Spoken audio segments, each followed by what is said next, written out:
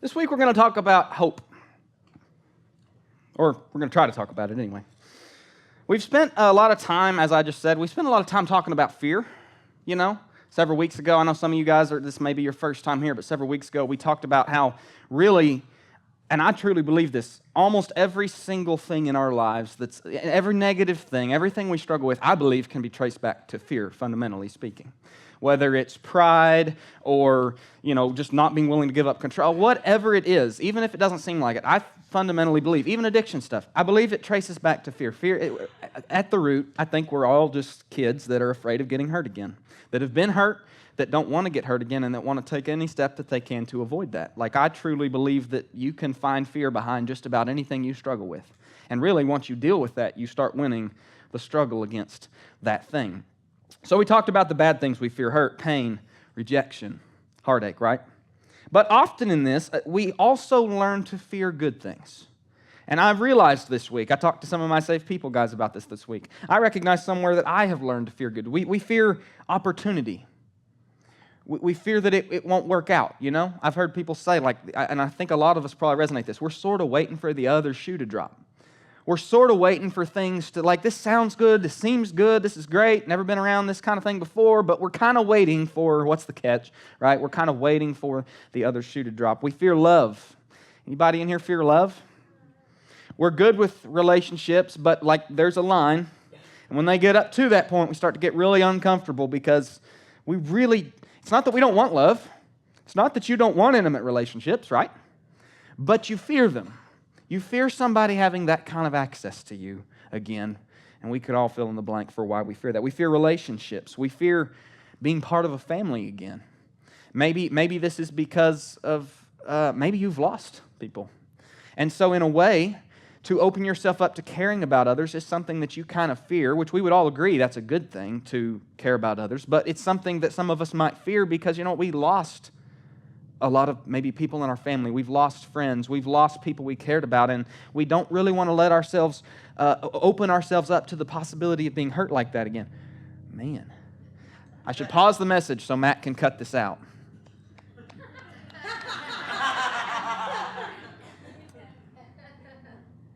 I learned this week that I fear sobriety. I fear freedom. A lot of you guys probably could go there with me. I fear, it's like, we're all here and we celebrate our sobriety dates and all that kind of stuff. But in a way, when I start talking about the long-term, big picture sobriety, when I start talking about really believing for man, things are different, there's an amount of fear that I feel in my heart about that because of, I don't know, I guess I fear letting that down as I have everything else in the past. I just fear hoping for it, right? In a way, I've learned it's easier for me to just sort of be okay with certain things and just then actually climb. I said it this way, I'm afraid of heights. Some of us are afraid of heights. We're in recovery and we don't want to go back to that, but we also really can't let ourselves believe for that. It's just too scary to believe that things could be better. It's too scary to believe that I could be 5 years sober. When I think about 5-10 years sober, all I feel in my heart is pressure. That I would have to wake up every day and know that I held in my hands 5 years of sobriety that I could at any given moment throw in the trash can, right? That's scary to me. It's heavy. We learn to fear good things. What all of these things boil down to, really, at the end of the day, all of these things are that we have learned, we've been taught by life. We've been taught not to hope. We've been taught not to hope. We're afraid to hope. I was talking about this in my jail group on Friday. And one of the guys kind of opened up about it. He was like, yeah. He was like, I don't hope anymore. He said, if God wants to bring about something good in my life, then great. But I don't expect it. I don't let myself hope. I think a lot of us could raise our hands and say, I don't let myself hope. We've been taught not to hope. This individual actually told me, he said, the last time I got out of jail, I went to my mom's house, and he said, I went in the room, and he said, I did not leave that bedroom for 2 weeks because I was so afraid. He said, I knew if I walked out the door that I was going to go back. And he said, so he lived in that bedroom for 2 weeks. Some of us may have been there. He lived in that bedroom for 2 weeks out of fear because he feared to hope for something. And how do you think that ended? Obviously. Yeah, yeah. The reason that we do this is that we believe the lie. Y'all hear me here, that low expectations are better than disappointment. In whatever area it is, whether it's relationally, whether it's freedom, sobriety, whether it's opportunities, whatever it is, we believe the lie that maintaining low expectations is a superior path to the path of potential disappointment. I'd rather just keep my expectations low than swing for the fences and fail, or to hope for something and it disappoint me, it let me down. Anybody else in here? Yeah. We learn it's best not to plan, it's best not to dream, it's best not to hope. And let me throw this one, it's best not to believe. And let me expand on that a little bit. 1 Corinthians 13, a lot of us have heard that verse. It says, these three remain: faith, hope, and love. We see these kind of big three attributes thrown together there in this verse. And I want to tell you this, you cannot walk in faith if you don't allow yourself to hope, if you don't maintain a healthy hope in your life. You can't walk in faith because you cannot believe for something that you don't allow yourself to hope for. I can't believe that God's going to bring about good things in my life, good things in my relationship, if I won't even let myself hope for things to be different, right? Hope precedes belief. And I'll show you this in Hebrews 11:1. A lot of us know this verse where it talks about what faith is. It says, faith is confidence in what we hope for. Faith is the confidence in what we have hoped for. Hope is essential if we're going to walk out the path of faith. You're not going to walk out the path of faith if you maintain this, I'm just going to keep my expectations low. If you keep your expectations low, low is exactly what you are going to experience. That's the best you're going to get.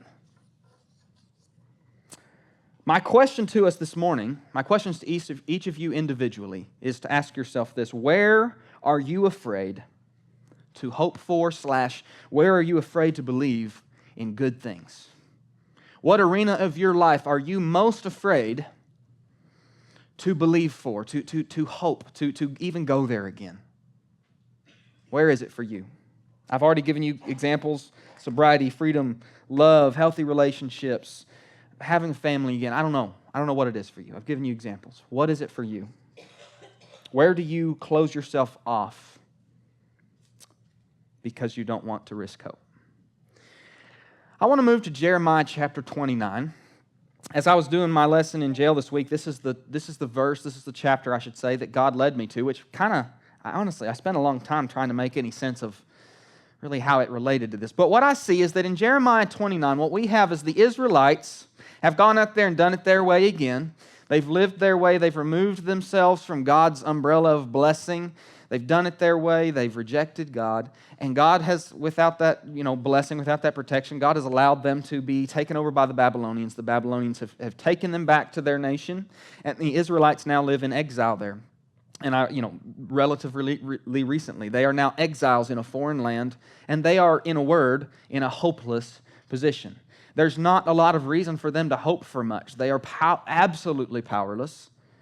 They have no reason to believe that things would be better. And so God, through the prophet Jeremiah, sends this letter to the exiles living in Israel. Again, writing this letter to a hopeless people. And I believe the overall message of this letter, the one chief message overall, is one of replanting hope in the heart of the hopeless. And so as I pick this letter apart, I see three things that I want to bring to you guys today that I believe are ways that we tend hope again in our lives, where we plant hope fresh in our gardens. So let's get into this. Three different sections. We're going to read through the whole verse here, and then we'll kind of go back. Verse 1, or actually this is verse 4. It says, "This is what the Lord Almighty, the God of Israel, says to all those I carried into exile from Jerusalem to Babylon. Build houses and settle down. Plant gardens and eat what they produce. Marry and have sons and daughters. Find wives for your sons and give your daughters in marriage so that they too may have sons and daughters. Increase in number there. Do not decrease. Also, seek the peace and prosperity of the city to which I've carried you into exile. Pray to the Lord for it, because if it prospers, you will prosper too." All right, that's the first little section I see. It's telling them to create a life here. We'll come back to that. The second section says, "Yes, this is what the Lord Almighty, the God of Israel, says. Do not let the prophets and diviners among you deceive you. these false prophets, these false leaders. Do not listen to the dreams you encourage them to have. They are prophesying lies to you in my name. I have not sent them, declares the Lord. That's the second section, watching out for lies. The third section is this. This is what the Lord says. When 70 years are completed for Babylon, I will come to you and fulfill my good promise to bring you back to this place.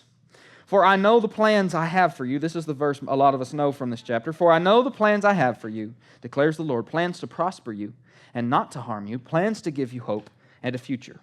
Then you will call on me and come and pray to me, and I will listen to you. You will seek me and find me when you seek me with all your heart. Y'all note that. You will find me when you seek me with all your heart. I will be found by you, declares the Lord, and will bring you back from captivity. Now again, the overall message that I see presented in this chapter is a jump start, is a restart of hope for these individuals who, imagine yourself in their situation. They've done bad, and I see a lot of parallels here, by the way. They've done bad, they've done things they shouldn't have done, they've chosen paths, they've rebelled against God, and they've found themselves experiencing consequences of that there really doesn't seem a whole lot of hope for, right?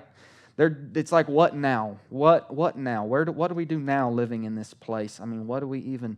And so I see God seeing this conundrum that they're in and sending them a letter to give them the path forward. And there's three things that he, I think, says to them in this verse.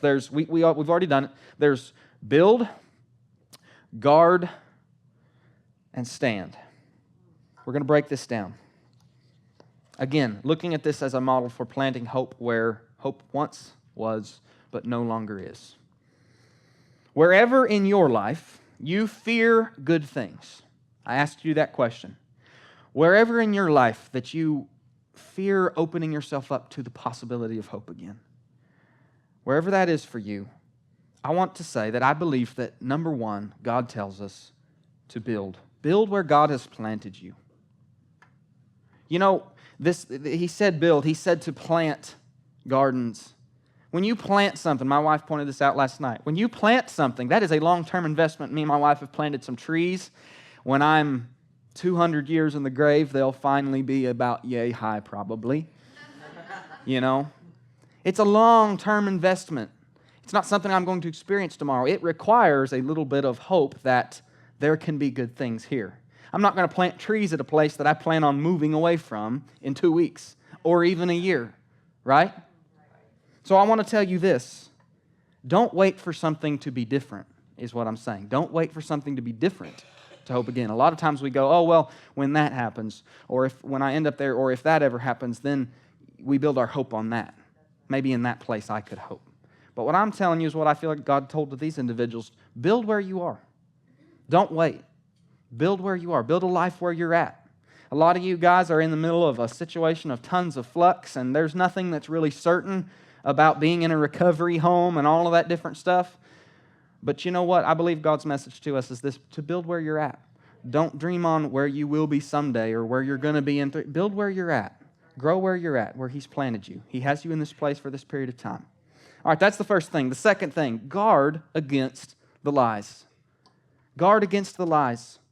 These individuals had these people that were in God's name, giving them messages, telling them different things, and these people were false prophets. They didn't listen to God. They had their own agenda in mind. Can I tell you, the world will always have people like that. Sometimes good people will accidentally tell you the wrong thing.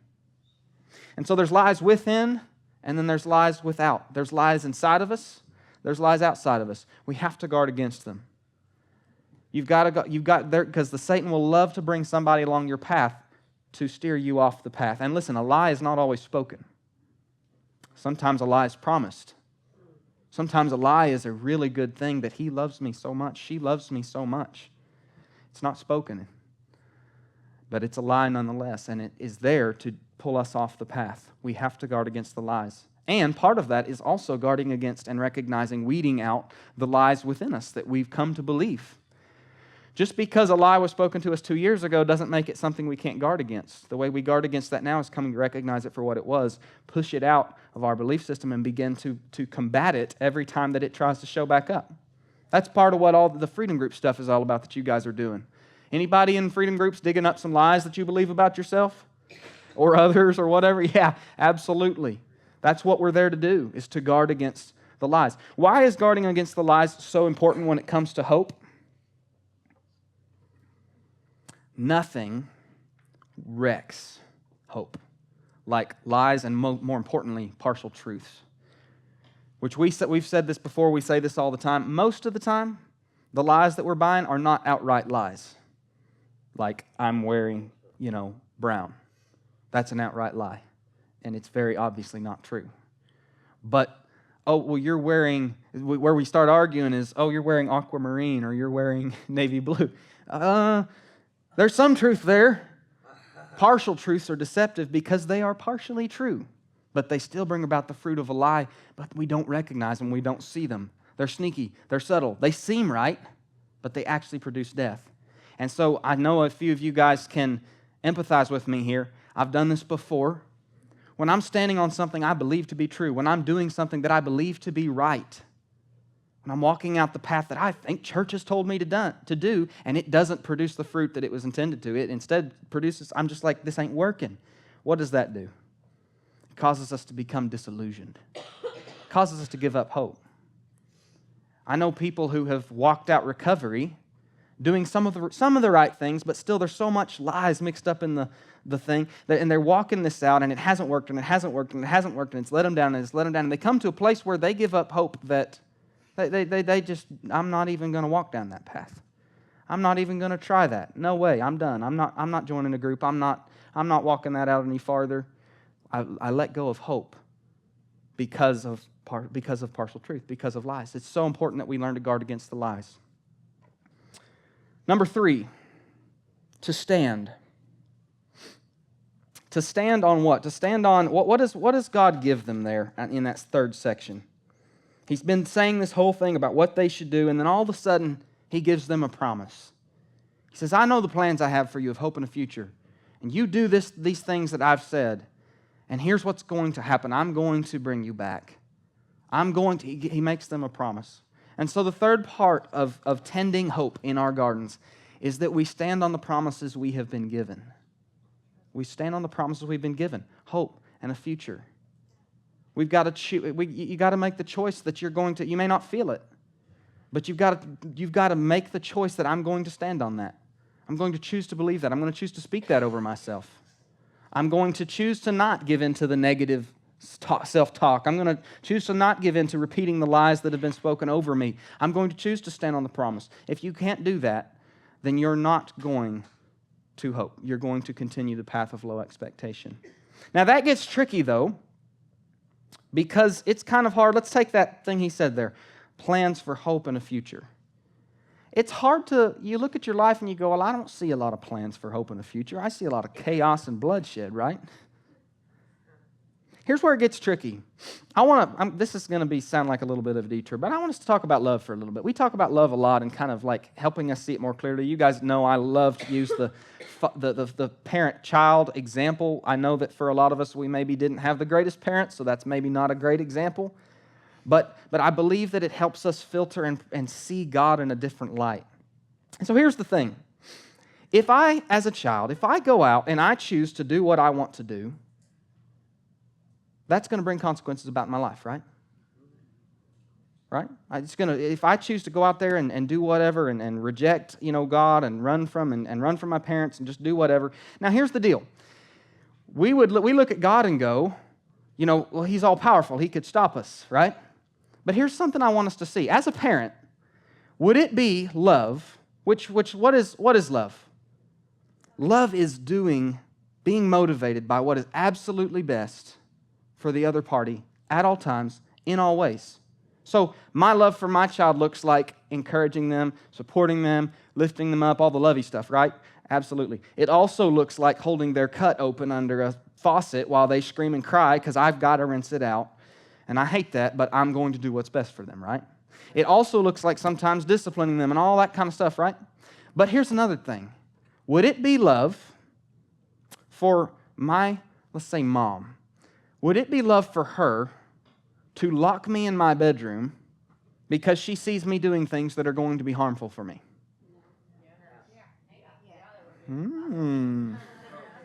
I love it when we have a mix.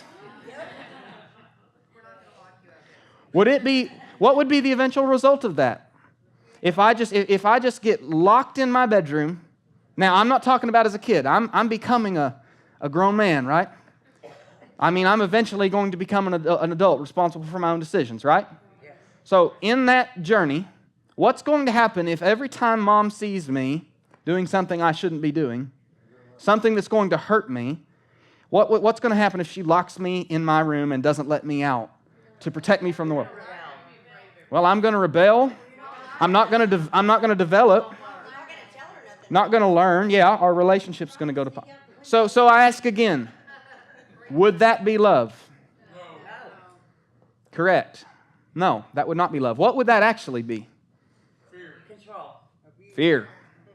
That would not be Mom loving me. That would be Mom loving herself. That would be her protecting herself from the pain that it will cause her if pain comes to me. Y'all see that?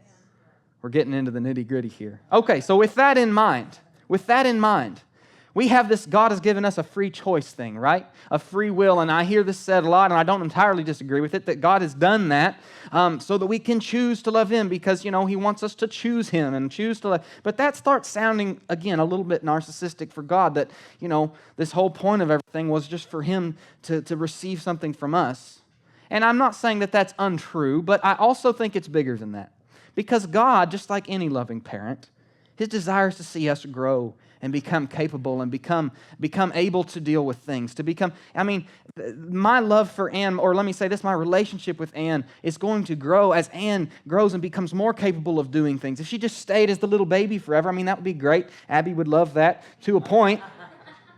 But also, I'm really limiting her from living her life, right? Yes. Okay. So here's the deal. Here's the quandary. So God in love, we've just explained this. God in love isn't going to step in and transgress our free will that He's given us to protect us from making mistakes. So His plan is for hope and a future. His plan is to bring about good things in our life, right? But He is not going to enact that plan by I can't think of the word, by stepping across our free will. Just like my plans for my child are for good for her, but it won't be good for her for me to enact that plan by transgressing her right to choose, her right to be an adult. So, as a parent, there comes a point where I'm going to have to let her go make some mistakes, knowing that they're going to hurt. Right? Now, here's the deal. I say it this way, involvement requires invitation. When we invite God back into the picture, whatever we might call that in church, surrendering our will to Him, giving Him control, whatever, fill in the blank. When we do that, what we now have done is we have given Him an invitation to become part of the picture, part of the story, where He now has the right to exercise His involvement and bring about good in our lives without transgressing our free will because we invited Him to do it. Doesn't mean we have it all right, doesn't mean we have it all together or we don't make mistakes, but we've invited Him to be part of the picture. So now He can tend and bring about good things in our life, work His plan for hope and a future in our lives without transgressing our free will because we invited Him to do it. Do y'all see that? The physical example of this would be if your child came back to you and said, "Hey, I know I've been doing it my way and running all this different stuff, but it's not been working out for me, and I don't really know what to do. But I would like you to be at least part of the story. Maybe you could help me figure some of this stuff out." He's not giving me control over him, but He's inviting me to come back into the picture, and without locking him in his bedroom, locking them in their room or whatever, without pulling away their freedom, I now can be part of the picture with that invitation and exercise my influence to bring about good. Does this make sense? So here's my point, which it's important that we begin to see these aspects of God, see the love. Perfect love is a really, really complicated phrase. When you really start thinking about, I asked that question, and we had all these different answers. It's complicated. But when you start thinking about, what does perfect love look like in this situation? I think as we start to process it, we start to get a better picture of who God is and why He does what He does. Now, here's why I bring that up and how that relates to the hope part of things.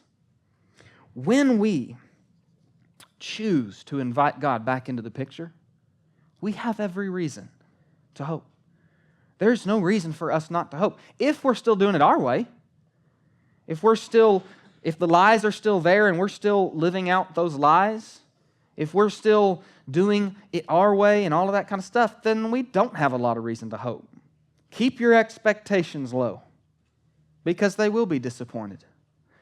But, just like in the parent-child example, when we come to a place of inviting God back into the picture, just like these Israelites, they had done it their way, but when God comes back into the picture by our invitation, by the whole thing, the whole dynamic I just explained, He is actively working and capable, because we have given Him the invitation to do so. He is actively working to bring about good in our lives, to bring about hope and a future. And there's no reason not to take hold of hope there. There's no reason to fear raising our expectations. He's made the promises. Y'all see that?